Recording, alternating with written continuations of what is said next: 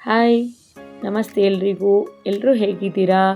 ಎಲ್ಲರೂ ಚೆನ್ನಾಗಿದ್ದೀರಾ ಅಂತ ಅನ್ಕೋತಾ ನಾನಿವತ್ತು ನಮ್ಮನೇಲಿ ಮಾಡಿದ್ದಂತಹ ಅಕ್ಕಿ ರೊಟ್ಟಿ ಅಂದರೆ ತಾಲಿಪಟ್ಟು ರೆಸಿಪಿನ ನಿಮ್ಮ ಜೊತೆ ಶೇರ್ ಮಾಡ್ತಾ ಇದ್ದೀನಿ. ನಾನು ಈ ತಾಲಿಪಟ್ಟು ಮಾಡಲಿಕ್ಕೆ ಮೊದಲು ಒಂದು 2 ಕಪ್ಪಷ್ಟು ನೀರನ್ನು ಬಿಸಿ ಮಾಡಲಿಕ್ಕೆ ಇಟ್ಕೊಂಡು 2 ಸ್ಪೂನ್ ಉಪ್ಪು ಹಾಕ್ಕೋತಾ ಇದ್ದೀನಿ. ಅದು ನೀರು ಬಿಸಿಯಾದ ನಂತರ ನಾನಿಲ್ಲಿ ಒಂದು 2 ಕಪ್ಪಷ್ಟು ಅಕ್ಕಿ ಹಿಟ್ಟನ್ನು ಹಾಕಿ ಅದನ್ನು ಸರಿ ಮಾಡ್ಕೋಬೇಕು. ಸರಿ ಮಾಡ್ಕೊಳ್ಲಿಕ್ಕೆ ಮಾಡಿಕೊಂಡು ಈ ಥರ ಮಾಡಿದರೆ ರೊಟ್ಟಿ ಹಾರ್ಡಾಗಿ ಬರಲ್ಲ. ನೀವು ಮಧ್ಯಾಹ್ನ ಮಕ್ಕಳು ಸಿಕ್ಕಿ ಕಳಿಸಿದ್ರು ಮೇಲೆ ಕ್ರಿಸ್ಪಿಯಾಗಿರುತ್ತೆ, ಒಳಗಡೆ ಸಾಫ್ಟಾಗಿರುತ್ತೆ. ನೀವು ಹಾಗೆ ಬಿಸಿನೀರು ಹಾಕ್ಕೊಂಡು ಕೂಡ ಮಾಡ್ಬೋದು. ಸ್ವಲ್ಪ ಹಾರ್ಡ್ ಆಗುತ್ತೆ ಅಂತ ನನಗೆ. ಸೊ ನಾನು ಯಾವಾಗೂ ಇದೇ ಥರ ಮಾಡೋದು. ನಾನಿಲ್ಲಿ ಅಕ್ಕಿ ಸರಿನ ಮಾಡಿಕೊಂಡು ಅದನ್ನು ತಣ್ಣಗಾಗ್ಲಿಕ್ಕೆ ಬಿಡ್ತೀನಿ. ಒಂದು 5-10 ನಿಮಿಷ ಬೇಕಾಗುತ್ತೆ ಅದು ತಣ್ಣಗಾಗಲಿಕ್ಕೆ. ಆವಾಗ ತರಕಾರಿನೆಲ್ಲ ರೆಡಿ ಮಾಡ್ಕೋಬೋದು. ಫಸ್ಟ್ ಇದನ್ನು ಮಾಡಿಟ್ರೆ ಅದು ಒಂದು 5 ನಿಮಿಷ ತಣ್ಣಗಾಗತ್ತೆ. ನಾನಿಲ್ಲಿ ತರಕಾರಿ ಅಂತಂದರೆ ಕ್ಯಾರೆಟು, ಸೌತೆಕಾಯಿ, ಸೀಮೆ ಬದನೆಕಾಯಿ, ಜೊತೆಗೆ ಹಸಿಮೆಣಸಿನ್ಕಾಯಿ ಪೇಸ್ಟು, ಒಂದಷ್ಟು ಕೊತ್ತಂಬರಿ, ಕರಿಬೇವು, ಜೊತೆಗೆ ಕಡಲೆ ಬೀಜ, ಜೀರಿಗೆ ಇಷ್ಟನ್ನು ತಗೊಂಡಿದ್ದೀನಿ. ನೀವು ಯಾವ ತರಕಾರಿ ಇರುತ್ತೆ ಅದನ್ನು ಹಾಕ್ಕೋಬೋದು. ಮೂಲಂಗಿ ಇದ್ದರೆ ಮೂಲಂಗಿ ಹಾಕ್ಕೋಬೋದು. ಜೊತೆಗೆ ನೋಡ್ತಿದ್ದೀರಾ ಅಲ್ವಾ, ಈಗ ಎಲ್ಲನೂ ತುರ್ಕೊಂಡು ಹಾಕ್ಕೋಬೇಕು. ಈರುಳ್ಳಿನ ಚಿಕ್ಕದಾಗಿ ಕಟ್ ಮಾಡಿಕೊಂಡು ಮಿಕ್ಕಿದೆಲ್ಲ ತರಕಾರಿನ ಚೆನ್ನಾಗೆ ಚಿಕ್ಕದಾಗೆ ತುರಿದ್ಬಿಟ್ಟು ಹಾಕ್ಕೋಬೇಕಾಗತ್ತೆ. ಕರಿಬೇವು, ಕೊತ್ತಂಬರಿ, ಮುಖ್ಯವಾಗಿ ನುಗ್ಗೆ ಸೊಪ್ಪು. ನಾನು ನುಗ್ಗೆ ಸೊಪ್ಪು ಹಾಕಿ ಮಾಡಿದ್ದೆ. ಇಲ್ಲಾಂದರೆ ಸಬ್ಬಸಿಗೆ ಸೊಪ್ಪಿದ್ದರೆ ಸಬ್ಬಸಿಗೆ ಸೊಪ್ಪಿಂದ ಮಾಡ್ಬೋದು.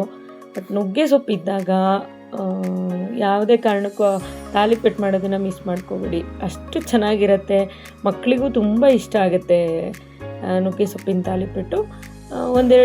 ಒಂದು ಹಿಡಿಯಷ್ಟು ಕಡಲೆ ಬೀಜನ ಹುರಿದು ಅದನ್ನು ತರಿಯಾಗಿ ಪೌಡರ್ ಮಾಡ್ಕೊಂಡು ಹಾಕ್ಕೋಬೇಕು. ಅಂದರೆ ಕಡಲೆಬೇಳೆ ಕೂಡ ಹಾಕ್ತಾರೆ ಒಂದು ಸ್ವಲ್ಪ. ನಾನು ಕಡಲೆ ಬೀಜನೇ ಹಾಕೋದು ಯಾವಾಗೂ.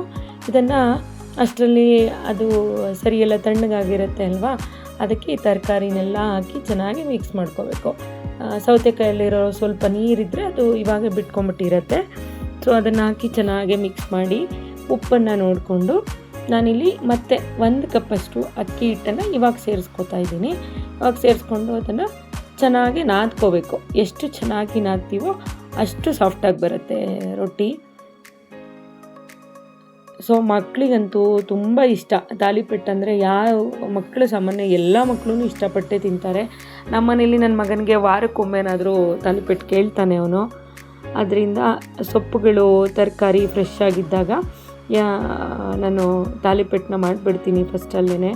ತರಕಾರಿ ತಂದಿದ್ದು ನೆಕ್ಸ್ಟ್ ಡೇ ತಾಲಿಪಟ್ಟು ಮಾಡೋದು ಅಥವಾ ತರಕಾರಿ ಪಲಾವ್, ಇದೆರಡರಲ್ಲಿ ಒಂದಂತೂ ಮಾಡಿಬಿಡ್ತೀನಿ. ಸೊ ನೋಡ್ತಿದ್ದೀರಲ್ವ, ಈರುಳ್ಳಿ ಎಷ್ಟು ಚಿಕ್ಕದಾಗಿ ಕಟ್ ಮಾಡ್ತೀವೋ ಅಷ್ಟು ತೆಳ್ಳಗೆ ತಾಲಿಪಟ್ಟನ್ನ ಲಟ್ಟಿಸ್ಕೋಬೋದು.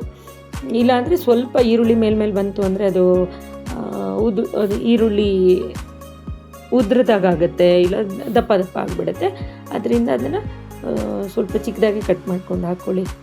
ಮಕ್ಕಳಿಗೆ ಕ್ಯಾರೆಟು, ಸೊಪ್ಪುಗಳು, ತರಕಾರಿ ಎಲ್ಲನೂ ಒಟ್ಟಿಗೆ ಕೊಟ್ವಿ ಅನ್ನೋ ಸಮಾಧಾನ ನಿಜ ನಮಗೆ ಸಿಗತ್ತೆ. ಅದು ಬೇಡ ಇದು ಬೇಡ ಅನ್ನೋಂಥವ್ರಿಗೆ ತಾಲಿಪಟ್ಟು ನಮಗೆ ಸ್ವಲ್ಪ ಟೈಮ್ ಜಾಸ್ತಿ ಬೇಕಾಗುತ್ತೆ ಅಷ್ಟೇ, ಇನ್ನೇನಿಲ್ಲ. ಬೆಳಗ್ಗೆ ಗಡಿಬಿಡಿನಲ್ಲಿ ಸ್ವಲ್ಪ ಮಾಡಬೇಕಂದ್ರೆ ಸ್ವಲ್ಪ ಟೈಮ್ ಜಾಸ್ತಿ ಬೇಕು. ನೋಡಿ ಈ ಥರ ತೆಳ್ಳಗೆ ಅದನ್ನು ತಟ್ಕೊಂಡ ನಂತರ ಒಂದು 10 ಕಾಳಷ್ಟಾದರೂ ಎಳ್ಳನ್ನು ಹಾಕ್ಕೊಂಡ್ರೆ ಟೇಸ್ಟು ತುಂಬ ಚೆನ್ನಾಗಿರುತ್ತೆ. ಈ ಮಕ್ಕಳಿಗೆಲ್ಲ ಈ ಬಟರ್ ನಾನೆಲ್ಲ ತೊಗೊಂಡಾಗ ಹಾಕಿರ್ತಾರೆ ಅಲ್ವಾ, ಆ ಟೇಸ್ಟ್ ಬರುತ್ತೆ ಅಂತಾನೆ ನನ್ನ ಮಗ. ಸ್ವಲ್ಪ ಬೆಣ್ಣೆ ಹಾಕಿ ಕೊಟ್ಬಿಟ್ರೆ ಇನ್ನೂ ಖುಷಿಯಾಗಿ ತಿಂತವೆ ಮಕ್ಕಳು. ನಾನಿಲ್ಲಿ 2 ಹಂಚು ಇಟ್ಕೊಂಡಿರ್ತೀನಿ. ಬೆಳಗ್ಗೆ ಅದು ಬೇಯಲಿಕ್ಕೆ ಸ್ವಲ್ಪ ಟೈಮ್ ಬೇಕಾಗುತ್ತೆ. ಮಾಡೋದೇನೋ ಬೇಗ ಮಾಡ್ಬೋದು. ಸ್ವಲ್ಪ ಅದು ಕ್ರಿಸ್ಪಿಯಾಗಿ ಬೇಯಬೇಕಂದ್ರೆ ಸ್ವಲ್ಪ ಟೈಮ್ ತೊಗೊಳುತ್ತೆ. ಆದ್ದರಿಂದ ಮತ್ತು ಬಾಕ್ಸಿಗೆ ಅದಕ್ಕೆ ಎಲ್ಲದಕ್ಕೂ ಬೇಗ ಆಗಲ್ಲ ಅಂತೇಳಿ ನಾನು 2 ಹಂಚು ಇಟ್ಕೊಂಡು ಬಿಡ್ತೀನಿ. 2 ಹಂಚರಲ್ಲಾದರೆ ಆರಾಮಾಗಿ ಮಾಡ್ಕೊಂಬಿಡ್ಬೋದು ಬೆಳಗ್ಗೆ ಟೈಮಲ್ಲಿ. ಸೊ ತಾಲಿಪಟ್ಟು ಎಲ್ಲ ಭಾಗದವ್ರಿಗೂ ಇಷ್ಟ ಆಗುತ್ತೆ ಇದು. ಈಗ ನಾವಾದರೆ ಜೋಳದ ರೊಟ್ಟಿ, ಕೆಲವ್ರು ಮುದ್ದೆ ಈ ಥರ ಅನ್ಕೋತೀವಿ. ತಾಲಿಪೆಟ್ಟು ಅಂದರೆ ಎಲ್ರಿಗೂ ಇಷ್ಟ. ನಾನು ಕೇಳಿದಾಗೆ ನನ್ನ ಫ್ರೆಂಡ್ಸ್ ಆಗಲಿ, ಅವ್ರ ಮಕ್ಳುಗಳಾಗಲಿ ಎಲ್ಲರೂ ಇಷ್ಟಪಟ್ಟೆ ತಿಂತೀವಿ ಅಂತ ಹೇಳ್ತಿರ್ತಾರೆ. ಸೊ ನೀವು ಕೂಡ ಮನೆಯಲ್ಲಿ ತರಕಾರಿ ಮತ್ತು ಸಮಯ ಇದೆರಡೂ ಚೆನ್ನಾಗಿದ್ದಾಗ ತಾಲಿಪೆಟ್ಟನ್ನ ಮಾಡಿಕೊಟ್ಬಿಡಿ. ಜೊತೆಗೆ ಕಾಯಿ ಚಟ್ನಿ, ಇದಕ್ಕೆ ಬೆಸ್ಟ್ ಕಾಂಬಿನೇಷನ್ ಅಂದರೆ ಕಾಯಿ ಚಟ್ನಿ. ಸೊ ನಾನು ನಮ್ಮ ಮನೇಲಿ ಮಾಡಿದಂತಹ ಈ ತಾಲಿಪೆಟ್ಟು ರೆಸಿಪಿನ ನಿಮ್ಮ ಜೊತೆ ಶೇರ್ ಮಾಡ್ಕೊಂಡಿದ್ದೀನಿ. ಇಷ್ಟ ಆದರೆ ಪ್ಲೀಸ್ ಒಂದು ಲೈಕ್ ಮಾಡಿ, ಶೇರ್ ಮಾಡಿ, ಹಾಗೆ ನಮ್ಮ ಚಾನಲ್ನ ಸಬ್ಸ್ಕ್ರೈಬ್ ಮಾಡಿ. Thank you.